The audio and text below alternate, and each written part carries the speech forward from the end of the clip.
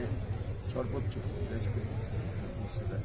এবং আমরা আশা করব আমাদের দেশটি বেগম খালেদা জিয়া যেভাবে বগুড়ার সাথে মানুষকে, জনগণকে, নেতাকর্মীকে যেভাবে ভালোবাসত, আমি যেন তেমনি ইনশাল্লাহ ভালোবাসতে পারি। কিন্তু আমাদের লক্ষ্য, আমাদের দেশনেত্রী, আমাদের মা আমাদের পাশ থেকে বিদায় নিয়েছে।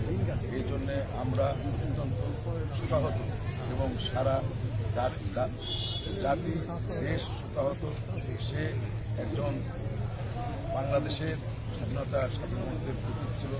সে শুধু বিএনপির নেত্রী ছিল না, সে এই বাংলাদেশের 18 কোটি মানুষের নেত্রী ছিল। তাকে হারিয়ে আমরা অত্যন্ত ব্যথিত।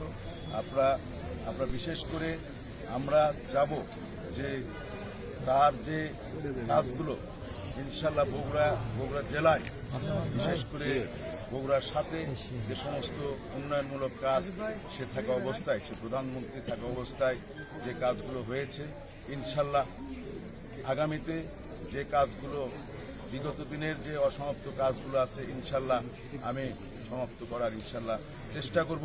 কিন্তু আমি চাবো যে আমাদের এই বগুড়া ৭ আমাদের শহীদ রাষ্ট্রপতি জিয়াউর রহমানের পুণ্যভূমি।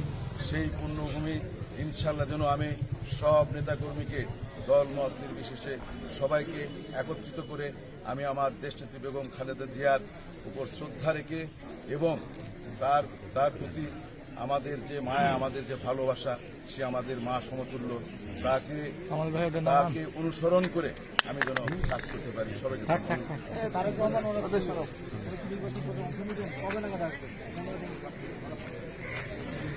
এটা দলীয়ভাবে সিদ্ধান্ত নেবে। এখানে জেলা বিএনপি নেতৃবৃন্দ আছে, তাদের সঙ্গে আলোচনা করে সে যেহেতু বগুড়া ৬ থেকে নির্বাচন করছে, এখানে বিশেষ করে দলের যারা নেতৃবৃন্দ আছে এবং আরও সিনিয়র নেতৃবৃন্দ আছে, তারাই সে দলীয়ভাবে সিদ্ধান্ত নিয়েছে। কোনদিন আগেও